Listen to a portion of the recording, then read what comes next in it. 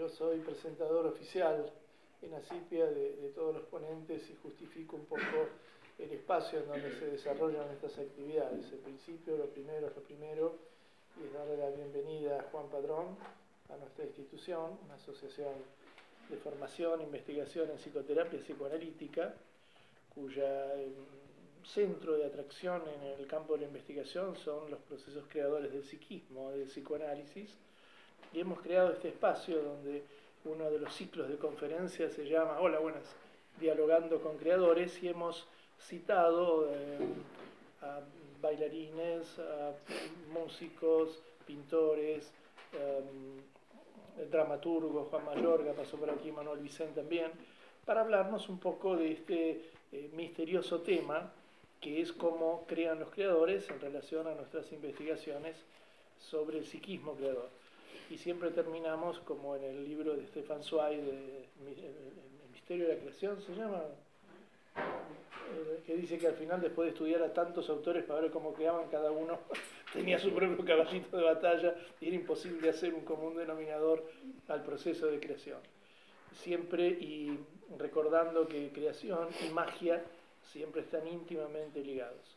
Estamos muy contentos de poder tenerte para participar en este ciclo de Dialogando con Creadores, para que nos transmitas tu experiencia en el campo de la creación de dibujos, en el campo de la creación plástica, de cinematográfica, en esos mundos en los cuales tú estás metido y has animado a tantos personajes, como uno de ellos que me han comentado es muy famoso en Cuba.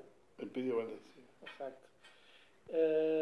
Obviamente Juan Padrón es cubano, viene de Cuba, vive en Cuba, y la persona de Juan la va a presentar más en profundidad Federico, al cual también agradezco porque ha sido un mediador para que esta presencia se pueda plasmar aquí en Asipia. Ha tenido la iniciativa de poder proponernos este evento y obviamente nos agrada muchísimo poder realizarlo. La conferencia se llama así como Conversatorio Las Musas de Juan Padrón. Yo termino con este poema que conseguí de una poetisa madrileña muy urbana, muy contestataria, que se llama Ajo, y que dice algo así, a ver si coincide con tu musa. A ver si esta es la musa de Juan Padrón. Dice: mi musa es pequeña, peluda, casi suave, muy graciosa y muy desobediente. Podría ganar cualquier campeonato si se lo propusiera. Blanca por fuera y por dentro de fresa.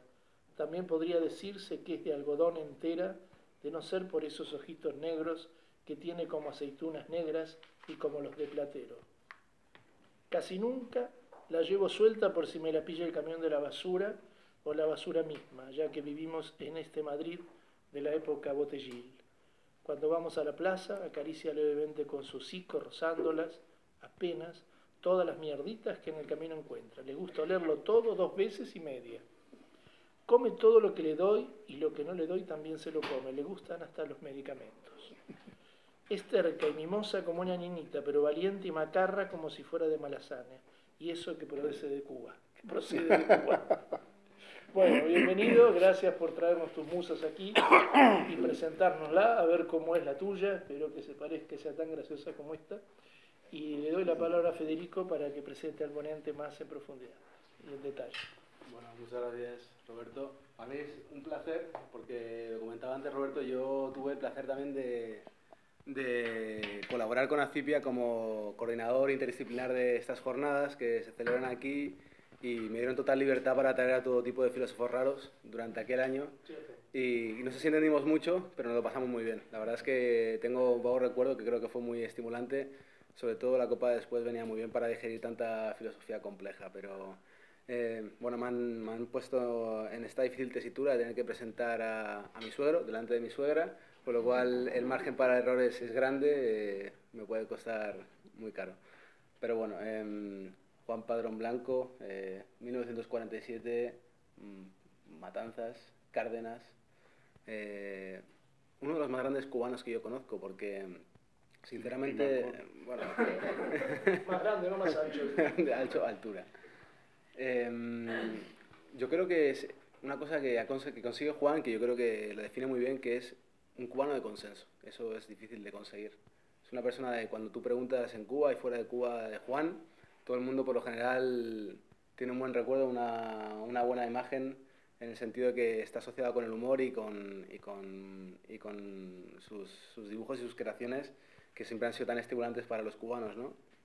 Yo creo que, como viene esto de procesos creadores, hay una cosa que también es interesante. Yo creo que tú has conseguido un lenguaje, un Juan Padronismo, algo así, porque yo me acuerdo que la primera vez que fui a Cuba empecé a reconocer que mucha gente hablaba con tus expresiones, con las expresiones que tú habías creado, de los personajes.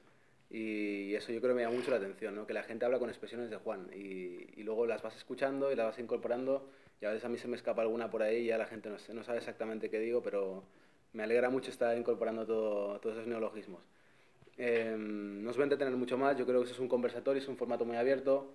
Yo creo que aquí tenemos a dos de las musas de Juan Padrón, sin lugar a dudas, mi suegra y por supuesto Silvia, mi novia, que son dos fuentes de inspiración, y bueno, y como creación no está mal también, yo creo que es una gran creación. Así que por favor, sentidos libres de conversar con él, y luego os vas a poner libremente cómo le salen las cosas que le salen de la cabeza, que siempre son cosas divertidas y merecen la pena. Bueno, muchas gracias. Yo acabo de salir de una Ajá. Y a veces, y tengo todavía tos, así que me perdonan las carrasperas y las cosas. Yo estaba muy nervioso porque, ¿qué voy a hablar yo en un lugar de psicólogo y eso? Además, haber sido interrogado por mi esposa y mi hija, que son psicólogas, ya están un poco aterrados. Entonces, ellos ellas me dijeron que lo mejor era que yo empezara a contar de dónde yo vengo, o sea, de dónde yo nací, para que vean un poco que uno es de la historia que tiene, ¿no? Pues yo nací en un central de una fábrica de azúcar en Matanzas, a 20 kilómetros del pueblo más cercano. Ahí la fábrica es como 4 condeduques, así, pero de aluminio, de forrado de aluminio, con mucho vapor, porque todo es máquina de vapor, y ahí se hace el azúcar. Alrededor de la fábrica hay una cosa que se llama batey, que es una palabra aborigen para la aldea india, ¿no? Que se ponía alrededor del lugar principal.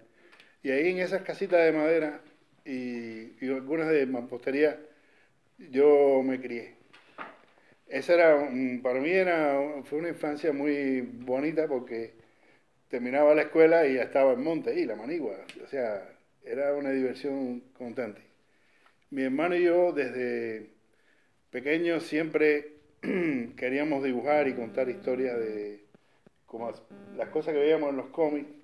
Ya en Cuba desde los 50 había televisión y ponían muchas series de aventuras, Tarzán, Superman y todo eso. También nos alimentaba la imaginación. Y en los años, cuando teníamos 10, 12 años, a mi padre le regalaron una cámara de 8 milímetros y ahí mi hermano y yo y mi primo empezamos a hacer películas de aventura. O sea, le poníamos un carrete y filmábamos a los demás amiguitos del central, hacíamos películas de guerra, hicimos una de Superman, y nos dimos cuenta que se nos ocurrían trucos para la película. Por ejemplo, en una película de guerra, el soldadito venía con un casco de juguete, claro, ¿no? El muchacho venía y yo lo encuadraba y mi hermano tiraba un cubito de tierra, así, hacia él, pero no se veía en la cámara, en el encuadre, y entonces yo movía la cámara como en los noticieros cuando hay un tiro, así, y el tipo se caía. Entonces, cuando proyectábamos eso, tenían que toda la familia ir a ver la película, poníamos la película y mi papá decía, ¿y de dónde ustedes sacaron la bomba esa? ¿No? Entonces nos dimos cuenta que chiquitos de 11, 12 años engañábamos a nuestro abuelo y papás y padres. Y ahí nos entró el bicho ese del cine, ¿no? De hacer cine. En el 59 triunfa la Revolución y una de las primeras cosas que se crea es el Instituto Cubano del Cine. Y en los años 62, así, yo me fui al estudio donde mi primo había conseguido trabajo de camarógrafo, de mesa de animación, y vi por primera vez cámaras de verdad, ¿no? De 35 milímetros, los dibujantes de verdad trabajando con tinta china y con pintura. Porque yo siempre había visto un anuncio en una revista de cómic que venía, que había un tipo con una corbata y una mesa de dibujo así, con la pluma y tal, y decía Continental School, hace dibujante. Y yo quería ser ese tipo, ¿no? Y entonces, claro, ahí me encuentro toda esta gente, profesionales que eran de la publicidad, trabajando para el cine, y ya ahí ya no pude salir de ese paraíso. Para mí era un paraíso, ¿no? Y ahí aprendí a trabajar con la tinta china, con un dibujante español, catalán, que actualmente es el que hace Super López, el Han, que en aquella época vivía en Cuba y era el que me enseñaba a dibujar, ¿no? En Cuba no existía cómic, porque todo era cómic norteamericano, todo lo que se publicaba. No había dibujo animado, porque todo lo que se veía era dibujo animado de Estados Unidos.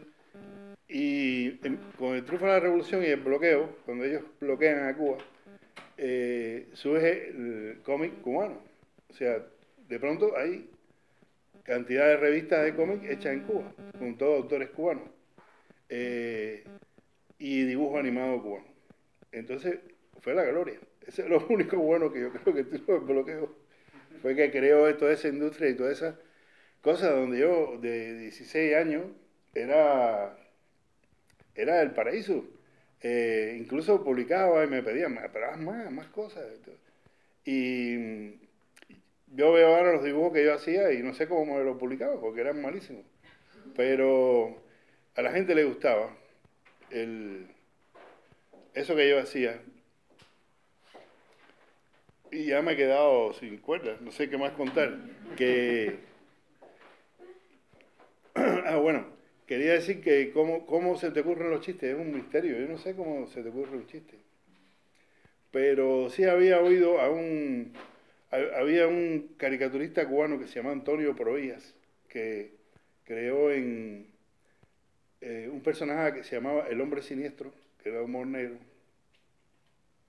y que él se fue a Estados Unidos y ahí hizo para la revista Mad un personaje que se llamaba Espía contra Espía. No sé si ustedes lo han visto. Y él decía que, lo oí en una conversación en una cafetería, que él trabajaba primero el último cuadro. O sea que el último cuadro de la historieta era el que primero él dibujaba porque estaba fresco, y luego hacía los demás cuadros. Que el público, el lector merecía que ese fuera el cuadro mejor, donde estaba el final del cómic. Y entonces, pensando en eso, yo siempre empecé a trabajar igual el último cuadro. O sea, yo me di cuenta que si yo no tenía un final, no tenía ninguna historia. Y lo que hice fue esa cosa de construir el final. Cuando yo sabía que estaba el final, me iba hacia atrás, en los pasos anteriores, los cuadros anteriores que me quedaban de la página. Usted sabe, cuando uno trabaja en la prensa tiene una cantidad de líneas o tiene una cantidad de espacios. Son 4 fotogramas, 4 encuadres, 4 viñetas, 6. Y entonces hay que adaptarse a ese espacio. O sea, no puedes trabajar como un pintor que puede hacer el tamaño que quiera, ¿no? Tiene que ajustarse a una pauta. Y lo mismo pasa en el cine. Cuando te dicen tienes 30 segundos, tienes 15 segundos, tienes 1 minuto, y tú sabes en cuántas imágenes puedes contar la historia. Y ahí es más importante todavía saber cuál es el final, porque el final es para mí es como un faro hacia donde yo voy construyendo la historia. Y me parece que eso fue una de las cosas que aprendí cuando era más joven, ¿no? yo dije que es mejor en un conversatorio, que ustedes me hagan preguntas y desarrollar, porque si no, me voy a estar aquí hablando, contando la historia de mi vida.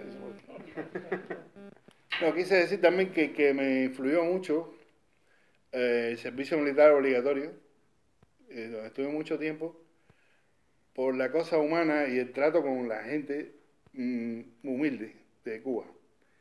Y también aprendí a usar las cámaras más sofisticadas que la que había en el ICAI, en el Instituto de Cine. Y yo siempre tuve la oportunidad de trabajar con gente muy buena, de profesionales. Desde Silvio Rodríguez, el cantautor, que trabajaba conmigo en Mella, éramos aprendices y limpiábamos los pinceles a los... Silvio Rodríguez ahora está cantando en el Palacio Sí, de sí. Deportes. Tenemos dos cubanos ilustres al mismo tiempo.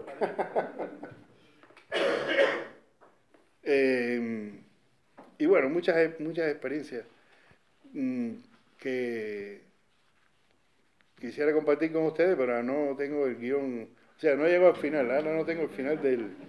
No, pero yo tengo una pregunta para ti, Juan, porque hay una cosa muy interesante del Pío Valdés, porque a mí siempre me atrajo una cuestión y es la dimensión histórica que tiene, o sea, la calidad, por supuesto, de la producción, pero el cuidado que tiene y que tú haces a nivel historiográfico, de cuidar siempre el detalle, narrar bien la historia, contar. O sea, es curioso porque siempre está ese debate de los dibujos animados, los productos culturales tienen que ser didácticos y pedagógicos, ¿no? Y ahí tienes una cosa que es muy curiosa, yo creo, que es que tú transmites una pedagogía, porque la realidad histórica la transmites perfectamente, con una medición milimétrica, con un estudio de fondo clavado, pero luego con un vector de humor que no tienen otros productos pedagógicos, ¿no? Pero en el caso, el Pidio Valdés es un personaje que yo creé en el año 70. ¿Cómo se llama? El Pidio Valdés. Pidio. El Pidio, es un nombre campesino, el Pidio. Y Valdés porque la novela clásica cubana se llama Cecilia Valdés, y para que sonara a Cecilia Valdés, pero no... Bueno, es un personaje que representa al cubano que se alza contra España, contra el colonialismo español. Y yo me había leído, en el año 68, 1968, se cumplían 100 años del inicio de la lucha de independencia, y se publicaron todos los libros que no se habían publicado en la República, de diarios de campaña, incluso manuales españoles, libros de historia, ensayos, y yo me volví loco con ese tema porque yo, como les contaba, de niño veía películas del oeste americano, los indios, lo que ven, eran todos norteamericanos, y yo podía dibujar un sargento de la caballería de Estados Unidos en el 1860, pero no sabía dibujar un español, un soldado español, pues no había visto imágenes de eso. Y entonces me puse a hacer la historieta con el personaje de Pidio Valdés, pero yo quería que fuera un mambí, ¿no? Y las primeras aventuras las llevé fuera de Cuba, porque así no tenía que dibujar los españoles. El Pidio Valdés iba a buscar armas a Estados Unidos, y entonces ya, esa parte sí me la sabía. Y entonces empecé a buscar documentación, me metí en los museos, a buscar la colección cubana de la Biblioteca Nacional, y a manuales de armas, hasta que me propuse que, aunque el personaje era un cómic simpático y no era histórico así, no era una cosa seria, pues que fuera riguroso incluso en todos los detalles, los uniformes, los grados, las armas que usaban los personajes, y descubrí muchísimas cosas que yo no sabía y que me daban pie para los guiones. Por ejemplo, el heliógrafo, que era un sistema que tenían los españoles para transmitir las órdenes usando la luz del sol, pues ya es una historieta. Los españoles tenían ametralladoras, yo no sabía, pues entonces hacía una historia sobre la ametralladora. ¿Qué comían los mambises? Los mambises eran los soldados cubanos. De ahí viene el Cuba Libre, el cubata, ¿no? viene de la guerra de Cuba, el daiquiri. Y entonces todos esos elementos yo lo ponía en la historieta como un rigor. O sea, es como el Asterix. Cuando uno ve una historieta de Asterix, los soldados romanos están retratados, aunque es una caricatura, los cascos son como son, las aurigas, los ambientes, etcétera. Y eso me lo propuse hacer en la historieta. Llegué a tener un archivo tan grande que me dijeron, oye, esto es un libro. Y hicimos un libro que se llama El Libro de Manby, que vamos a hacer una edición nueva con todo ese material. Y yo siempre me proponía que la gente se riera. O sea, yo ponía una película de Speedy Varese sobre las trochas militares y no iba a meter un ladrillo de las trochas militares, medían 4 metros de profundidad, que tenían 2 fortines con reflectores. No, sino una aventura que se vea todo eso, ¿no? Y lo primero es que la gente se divierta, los niños, sobre todo que yo trabajaba para niños a partir de 9 años.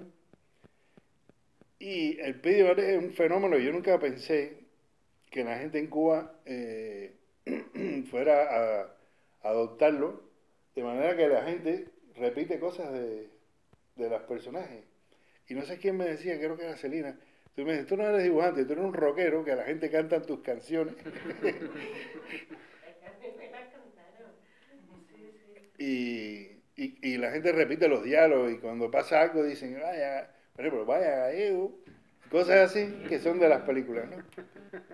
Pero el Speedy Varese para mí es un personaje muy entrañable y lo tuve que hacer como una meta, ¿no? Porque la gente quería, el Congreso de los Niños querían, los pioneros, que hiciera más Speedy Varese. Entonces había que hacer más Speedy Varese. Hasta que dije, mira, yo voy a hacer Speedy Varese cuando yo quiera hacerlo. No lo voy a hacer más por meta porque ya me estoy repitiendo las historias. Incluso ya este año es 45 años de Speedy Varese. Pero como las cosas de Cuba no hemos podido hacer merchandising. Entonces siempre me queda la cosa de que trabajé tanto con el personaje, lo cuidé tanto, y la gente no tiene un recuerdo de Speedy Varese. La gente, los niños no tienen jarritas de Speedy, no sé. Y ahora se hicieron unas pocas, y cuando parecía todo que era una maravilla, hubo corrupción y cogieron presos a los tipos. Y se hizo la mitad. Hace España, ¿no? Pero a mí me hacía... No, dale. Yo te quería comentar que la historia de Pío Valdés es curiosa también porque tú me contaste que fue un conflicto diplomático entre España y Cuba, ¿no? Sí. Sí, en un momento de la relación entre Cuba y España, me contaba un amigo español que fue a Cuba en esa época y él era diplomático, o sea, del gobierno español, y en la embajada le dijeron, mira, aquí hay dos cosas muy tensas entre Cuba y España, que son que Cuba le da más importancia a la herencia africana cuando manifiestan el folclore, etcétera, le da más presencia a los africanos que a los españoles. Y la segunda es un personaje que se llama el Speedy Valdés, que pone a los españoles a parir en las aventuras y así. Es decir, que él quería conocerme por eso y dice, ¿tú eres que hace Speedy Valdés? Pues es un problema diplomático. Entonces, en una ocasión, Fidel Castro, en una recepción me dice, tú no eres, saca la verdad, tú no eres de Speedy Valdés. Dice, aquí los españoles se han quejado. Pero dice, tú sigas haciendo lo que tú quieras. No te... Eso fue, lo de que se lo contaron a mi amigo fue en los 80, ¿no? Los 90. Y esas palabras de Fidel fue en el 2000, así. Lo que a mí me pareció interesante que nos contaste es aquello que usaban el vídeo en los centros de los pediatras o las enfermeras, ¿no? Sí. Como para las vacunas y los niños. Sí, me contaban en los hospitales que